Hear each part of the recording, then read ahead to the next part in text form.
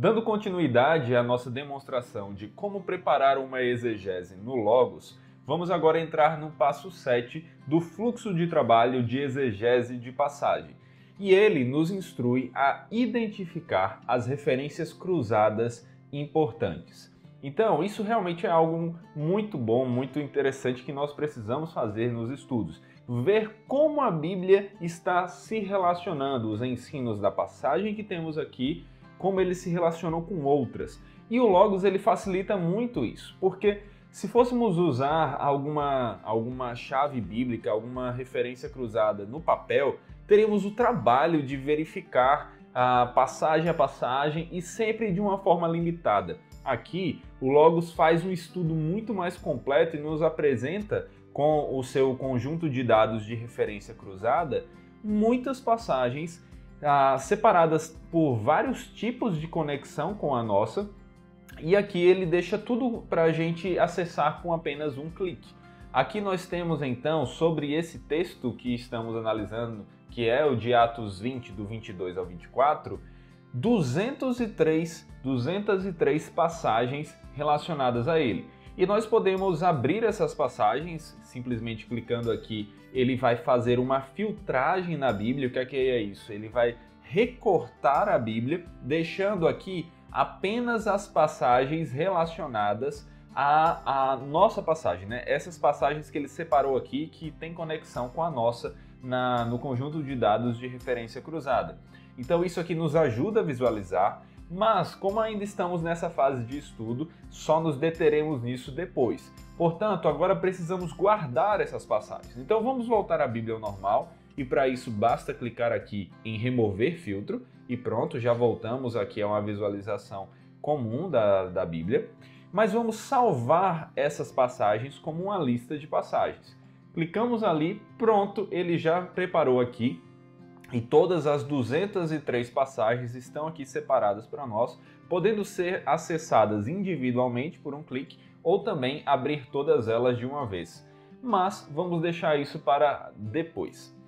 Continuando aqui nossos estudos, ele então pede para a gente fazer alguns comentários sobre essas referências. Como eu já fiz esse estudo, alguns comentários que eu falei são justamente de que essas passagens elas lançam luz sobre algumas questões envolvidas na passagem que estamos estudando e nos ajudam a aprofundar nossa percepção sobre outros pontos. Dentre eles, destacando aqui então algumas conexões importantes percebidas por meio dessas referências cruzadas, dá para notar que essa disposição de Paulo para sofrer, caso fosse necessário, pelo ministério que ele tinha, foi uma lição que o próprio Jesus lhe ensinou, tanto com o seu exemplo, sofrendo pela sua obra, mas também que ele diz claramente ali em Atos 9,16. Então, isso é uma questão que já chamou a atenção, e a outra é que Paulo sabia que nenhuma tribulação, angústia ou qualquer tipo de sofrimento poderia separá-lo do seu Senhor, conforme ele diz ali em Romanos 8,35. E esse desapego de Paulo por sua vida em comparação com seu ministério e carreira pode ser visto também em várias outras passagens do Novo Testamento, como as listadas aqui. E por fim, o chamado de Paulo para seu ministério e o caráter dele também encontra detalhes importantes em diversas outras passagens do Novo Testamento que também estão listadas aqui conforme o estudo que eu fiz anteriormente. Lembrando que eu já fiz todo o estudo, seguindo esse passo a passo, e aqui estou apresentando ele já pronto para que vocês conheçam o caminho que eu aconselho a seguir para tirar o melhor resultado das ferramentas do Logos, mas sem que a gente tenha que perder o tempo de eu ali ir anotando as coisas, Mas vamos caminhar. Outra coisa que ele fala é para anotarmos também as conexões que existem entre o Antigo Testamento e o Novo, o uso que o Novo Testamento faz das passagens do Antigo. Contudo, a nossa passagem, de maneira interessante, ela não tem muitas conexões específicas de grande importância com passagens do Antigo Testamento. Esse não é o foco dela. Você vai encontrar isso de forma muito mais clara em algumas outras passagens ali nos Evangelhos, também ali em Apocalipse. e em epístolas também, e até mesmo em outras partes de Atos. Mas essa passagem específica, essa divisão da perícope aqui que estamos analisando, não tem tanto esse foco. Além disso, também relacionado às passagens, ele nos instrui, o fluxo de trabalho nos instrui a identificar as passagens paralelas, né? O uso de conjunto de dados de passagens paralelas para identificar os paralelos da nossa passagem. A Bíblia contém algumas passagens que são diretamente paralelas a outras. E uma passagem paralela é aquela que reconta uma história semelhante ou repete um relato encontrado em outra passagem. E aí ele apresenta aqui algumas dessas passagens paralelas. E eu fiz aqui algumas observações, né, sistematizando um pouco delas com um pouco de outros textos também. E o que eu observei foi que Lucas nos mostra como Paulo, decidido ir a Jerusalém e depois a Roma, partiu de Éfeso depois de ser obrigado por um grave protesto público, visitou algumas igrejas, parou em Mileto para se despedir dos anciãos de Éfeso, que é justamente o trecho que nossa passagem narra, chegou a Jerusalém com a advertência de que seria preso, foi preso por causa de um tumulto que o acusaram de causar, tentou sem sucesso defender seu caso diante de autoridades e terminou numa prisão domiciliar em Roma, na qual ainda conseguiu pregar o evangelho. Então eu sistematizei um pouco de tudo que Lucas fala a respeito dessa parte do ministério de Paulo em diante. E aqui, caminhando já mais para o fim mesmo, ele vai dizer então que nós precisamos, né, ele nos instrui, aconselha a resumir o que nós aprendemos da nossa passagem. E aí ele diz, né, revise o que você estudou e faça um resumo. Revisar então agora todas as notas que nós estávamos fazendo, né, que você vai fazer enquanto estiver estudando e chegar à conclusão e resumir essa conclusão aqui em 25 palavras ou menos, ele coloca. Então eu coloquei aqui, por meio da história de Paulo narrada por Lucas, aprendemos que Jesus continua sua obra da salvação, levantando homens e os capacitando por meio do seu Santo Espírito a estarem dispostos a dar testemunho do Evangelho da graça de Deus, considerando isso mais importante do que sua própria vida. Então esse foi um resumo que eu entendi poder ser feito sobre essa passagem. E ele também aponta como passo seguinte, relacionado ao resumo maior da passagem, também criar um esboço exegético. Aqui não um esboço homilético, né, focado na pregação, mas mais exegético, focado no que o texto disse de maneira pontual.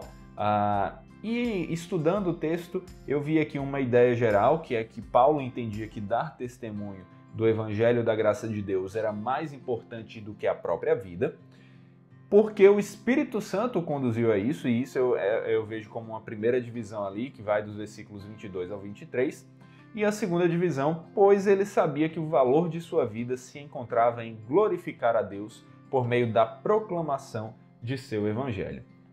Então esse foi o esboço exegético que eu consegui perceber. E aí, tendo terminado o nosso estudo pessoal, é hora de fazermos a consulta a outros, né? Cristãos, eles são criados, né? O ser humano, na verdade, ele é criado para viver em interdependência, para conseguir crescer com a ajuda de outros. Nós precisamos disso. E no estudo bíblico não é diferente, pelo contrário, é aí que faz toda a diferença mesmo, se torna algo muito melhor.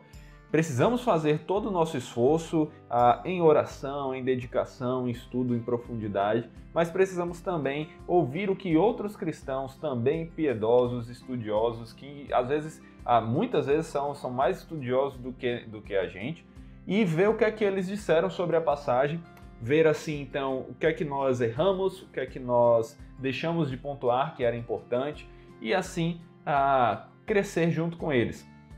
Então, aqui o Logos já separa para nós todos aqueles comentários que nós temos sobre essa passagem e coloca aqui numa ordem mais ou menos de acordo com o que você pode priorizar na sua biblioteca. Então, aqui ele apresenta, por exemplo, o comentário Esperança, comentário bíblico da Reforma, comentário do Hernandes Dias Lopes, também comentário aqui da Cultura Cristã e outros comentários também que me ajudaram muito no estudo. Ou seja, nesse momento é hora de você parar o seu estudo e consultar os seus comentários aí para ver também o que é que você pode aprender com eles. E eu fiz um comentário simples aqui, mas simplesmente de que um dos pontos de maior discussão dessa passagem dizia respeito a se a palavra pneuma era uma referência ao Espírito de Paulo ou o Espírito Santo. Nós já falamos um pouco sobre isso anteriormente e no meu estudo e conferindo com outras passagens e comentários, eu entendi que aqui era uma referência ao Espírito Santo, mas existe espaço para argumentação e você vê comentários com linhas diferentes, mas foi bem interessante consultá-los. E aí, ele fala também de ver as discussões de palavras importantes em comentários. Aqui nós temos uma seção do Logos que ele destaca não só os comentários como um todo, mas eles comentando palavras específicas mais importantes do nosso texto. Então ele fala aqui da palavra logos, eu posso clicar e aí ele já vai mostrar quais comentários estavam comentando sobre ela, pneuma também e outras. E eu fui estudando isso aqui. Agora, algo que eu quero pontuar, que eu já venho falando durante os outros vídeos, é que você não tem necessariamente que responder cada uma dessas coisas nesses espaços que nós temos aqui no fluxo de trabalho. Isso é uma ideia, uma sugestão, mas, por exemplo, quando chega neste momento, quando chega na hora da consulta do comentário, eu gosto de já ir fazendo as leituras e alterando as coisas ou adicionando, corrigindo, enfim, nas minhas notas como um todo.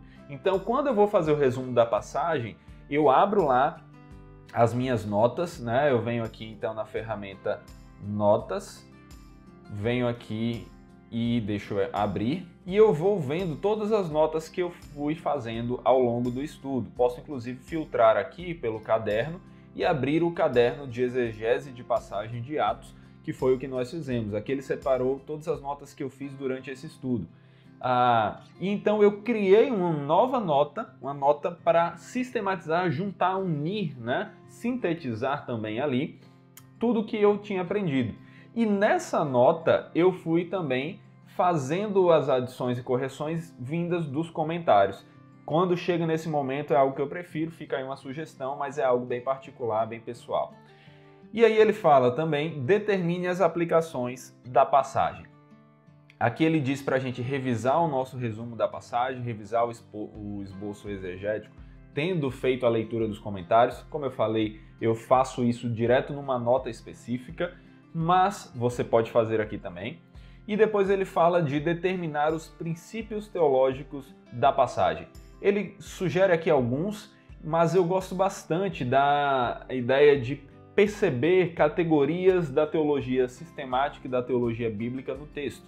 Então aqui eu percebi, eu separei algumas conexões, por exemplo, com a cristologia, que esse texto tem ao demonstrar que Jesus é aquele que continua sua obra da salvação, escolhe servos para um ministério específico como sua testemunha, envia seu Espírito para conduzir seus servos a realizar suas obras e outras questões. Também fala aqui sobre antropologia, de maneira que nós percebemos que homens podem ser conduzidos pelo Espírito Santo a fazer a sua vontade, que a vida de um homem não é mais importante do que o seu ministério de ser testemunho do Senhor Jesus. Então essas foram conclusões que eu cheguei, né? Não necessariamente que o texto esteja dizendo, mas que no meu estudo eu percebi.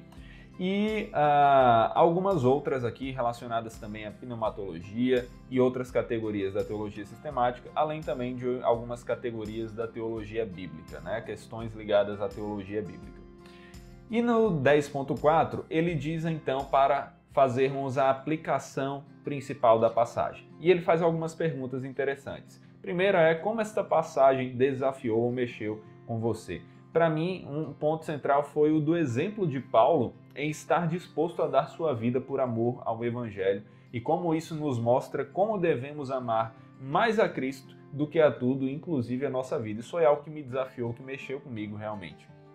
E ele diz aqui, quais questões pessoais ou corporativas estão envolvidas nessa passagem? E eu coloquei então alguns pontos de aplicação relacionados a isso. Então, devemos saber que a obra da salvação continua a ser executada pelo Senhor Jesus. Devemos descansar em Cristo, sabendo que Ele completará a obra da salvação que iniciou. Devemos estar dispostos a pregar o Evangelho a todo momento, a todo custo, sabendo que cumprir a obra que nascemos para executar é mais importante do que toda a nossa vontade e vida, e devemos ser humildes por saber que, se temos um desejo ardente por pregar o Evangelho, não é porque somos melhores do que outras pessoas, mas porque o Espírito Santo nos conduz o nosso coração e vontade a isso.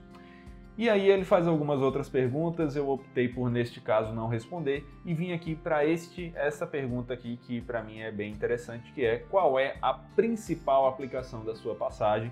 E do que eu entendi é que dar testemunho do Evangelho da graça de Deus é mais importante do que a própria vida. Com isso, eu concluí aqui o meu estudo da passagem e agora, no 11º passo, ele então nos chama a compartilhar a nossa compreensão. Ele nos dá a opção de compartilharmos com os grupos da Faith Life. Você tem uma comunidade ligada ao Logos, né, ligada à Faith Life, e aqui você então pode compartilhar isso com outras pessoas, até mesmo deixar seus estudos públicos ali. Mas uma coisa que eu gosto de fazer nesse momento, então, é preparar o meu estudo como um todo. E para isso, eu vou para a ferramenta Notas, e lá naquela ferramenta, lá naquela nota que eu disse que eu ia sintetizando, tudo que eu tinha estudado, eu vou organizando e estruturando o meu trabalho para a sua forma final, para uma forma de apresentação. Foi isso que eu fiz com essa passagem, e aqui eu fiz então esse estudo, no qual eu estruturei aqui a introdução, também apresentei ali estudo contextual, contexto histórico da passagem, contexto literário da passagem no que diz respeito ao remoto, ao próximo, a estrutura de contexto, contexto canônico. Lembrando, antes de prosseguir, isso aqui são alguns pontos que, para aquele meu estudo exegético do momento, foram relevantes e importantes. Mas você pode fazer a estrutura que você vê necessária para você. Então, por exemplo, isso aqui não é uma estrutura que é necessária para um sermão, muito menos para um sermão semanal, mas foi para um estudo um pouco mais aprofundado.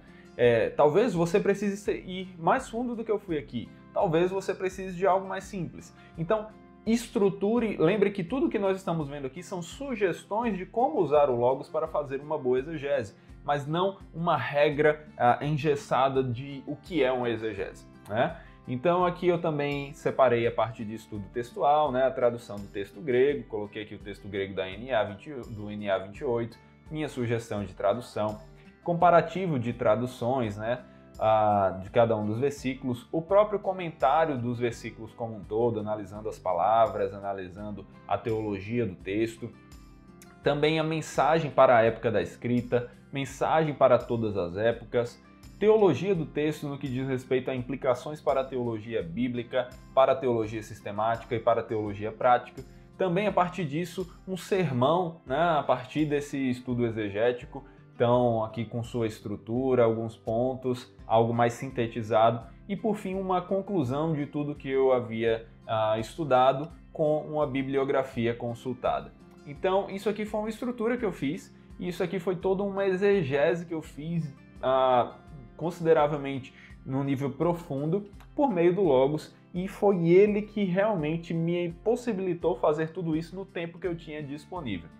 Então, pessoal, com isso nós concluímos aqui essa série de vídeos sobre como preparar uma exegese por meio do Logos.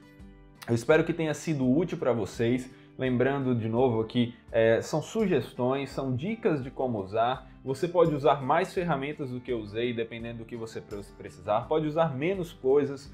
Veja qual é a sua necessidade, mas aproveite todo o potencial que o Logos tem para facilitar os nossos estudos, os nossos trabalhos, o nosso ministério, para que então todos juntos glorifiquemos a Deus por meio de um ministério que estude e pregue a palavra de maneira profunda, mas um ministério sem correria.